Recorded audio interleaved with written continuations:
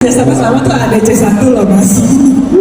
Jadi bukan udah lama sekali, lalu Mas Rudi ternyata percaya sama saya, memperkenalkan saya kembali lewat Tentang Dia tahun 2004. Oke.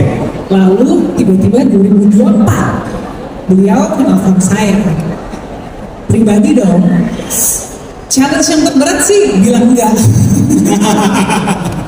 Oke. Jadi udah pasti iya gitu. Udah pasti gimana juga kalau nggak ada Mas Rudi Sudarwo, kayaknya gue nggak akan ada di sini sekarang gitu. Dan segala macam perjalanan yang cukup lama, ternyata 24 tahun kan. Lalu sebenarnya film ini juga sangat amat unik karena Mas Rudi percaya kalau aktornya 150%. Oke. Kami sebagai aktor diberi ruang, diberi waktu, diberi kayak sandbox gitu untuk pakai lo main, gue akan nge-frame lo semua dengan kamera gue. Nomor satu yang mesti waktu pertama kali bilang waktu pitching film ini ke aku adalah pendekatannya mau kayak dokumenter. Jadi gimana caranya supaya aktor-aktornya kalian menciptakan dunia yang gue mau frame di film gitu. Jadi memang persiapannya cukup panjang dan cukup detail gitu. Kami berempat sebagai kakak adik yang mungkin bentuknya nggak sama. Saya paling tua, ini kedua, kemudian keempat, anak dari Christine Hakim dan Salora Harjo. Dan itu tuh kayak, oke, kita mau ngapain ya karakter ini, empatnya dan hubungannya kira-kira seperti apa gitu. Dan akhirnya dalam film ini kami bisa kerja sama lagi setelah 20 tahun, dan akhirnya jadi main deh. Jadi emang nostalgic dia, penantang juga dia. Sebagai aktor juga aku merasa dibebaskan sekali di sini. Cuma memang aku menulis sedikit sebagai juru tulisnya Mas Rudi sebetulnya. Kayak Mas Rudi mau tumpahkan ke dalam tulisan, ayo. Wow, keren. Biasa. Karena udah berbagai macam karakter udah kamu mainkan juga ya, dari yang tomboy, jadi Karman, terus juga banyak sekali film-film dramanya. Kita tunggu karya dari kamu nanti, oke? Thank you. Keren sekali, dan juga ini kita tentu aja kan pemain-pemain para senior semua ya. Ada Kak Fedi Nuril juga di sini. Kak Fedi, bagaimana sih Kak? Apa sih tantangan dari film Bila Esok Putih Ada ini yang membuat kakak kan biasanya kakak kan biasa bermain film-film yang hebat gitu. Iya, apalagi apa yang berbeda dan menantang di film? apalagi film yang selalu bikin ibu-ibu tuh pada jubit gitu, kayak makanya jadi laki tuh jangan begitu gitu. Nah sekarang gimana? Film yang beda dan menantang di film ini, padahal kan perempuannya 1, 2, 3, 4, tapi istrinya cuma 1. Biasanya kebalikannya. Minimal 2 lah. Tapi enggak, di sini istrinya cuma 1 karena di sini memang fokusnya kakak beradik ya. Asti, gue, Nanda, dan Ismin, Hana sebagai istri. Sama kayak Asti yang menantang ini, metode atau gaya syutingnya Mas Rudi itu pengen kayak dokumenter. Dan kita tahu dokumenter itu se-real itu, senatural itu, karena kan biasanya based on true story dan kamera yang ngikutin gitu ya, nggak mikirin blocking, nggak mikirin gimana. Jadi secara acting memang harus senatural dokumenter gitu. Dan itu dengan pemain yang juga jumlahnya cukup banyak, kita harus janjian, kita harus tektokan, kita harus ingat dia ngomong apa. Nah itu seru sih, tapi yang menantang gitu, karena gimana memang rasanya penonton yang nonton juga ada di sekitar situ gitu sih.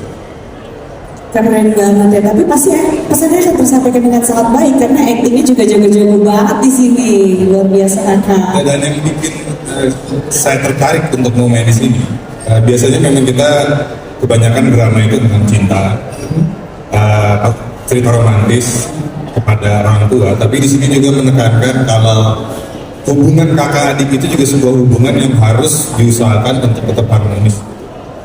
Nah ini kan seorang ibu, Christine Hakim, bagaimana dia menjaga anak-anaknya tetap rukun, tapi kita juga lupa, bukan karena kita ada kakak berarti kita harus terima aja begitu aja karena darah daging, tapi hubungan adik kakak itu juga harus diperjuangkan supaya bisa harmonis.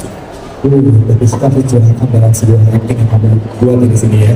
Keren. Oke. Keren banget, beri tepuk tangan untuk Kak Fedi Nuril. Malam hari ini, wow, udah tentu aja Ada yang spesial banget ya. Betul, ini tampil senatural mungkin, pastinya juga ini tantangan sendiri pada para pemain gitu. Apalagi kalau misalnya kita tahu Amanda Manopo lahir dari sinetron ya, dan sekarang akhirnya menjadi pemain film. Kita dulu pernah show di luar kota bareng, tapi bukan sebagai pemain, tapi kita sebagai dancer. Ingat nama tariannya 5, 6, 7, 8. Oke, nanti kita nari lagi ya. Dia lagi oke banget kan?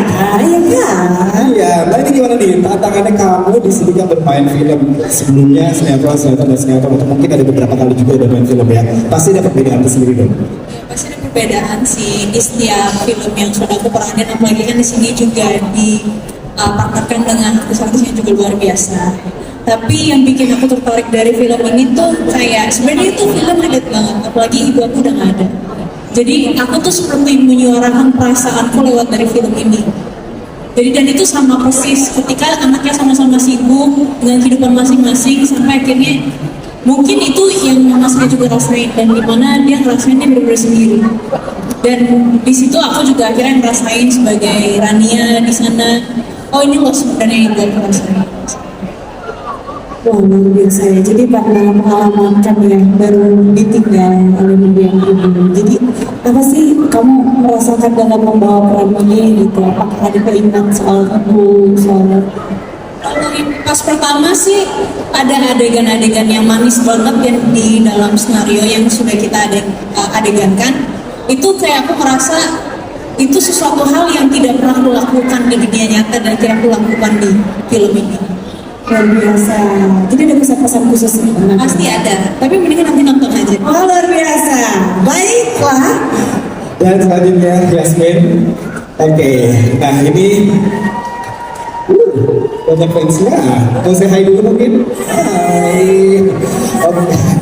Nah ini gimana nih kamu, pengalaman kamu, kita lihat banyak wajah-wajah yang sudah warawiri dalam dunia perfilman dan pertelevisian, itu kamu harus bermain dan juga bekerja sama dengan mereka.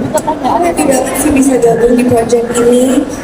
Seluruh kru aku, tim penyutradaraan, all of my co-stars, semua di lokasi sangat amat supportive. Dan itu bikin aku nyaman terus di 100% saat lagi syuting. Terus aku juga suka banget karakter aku di sini karena pertama kali aku jadi anak yang emo, pakaiannya dark, all black. Dan aku juga suka banget karena di sini tuh menceritakan tentang 4 saudara yang sebenarnya secara fisikal mereka sangat dekat, tapi secara emosional itu mereka sangat jauh. Dan nanti sepanjang filmnya ditunjukin tuh what causes these 4 siblings untuk akhirnya bisa saling menerima satu sama lain dan udah nggak gengsi lagi untuk menunjukkan perasaan with one another. So yeah, the process dari awal film sampai akhir film itu seru banget. And yeah guys, Wow, gak sabar banget ya. Oke.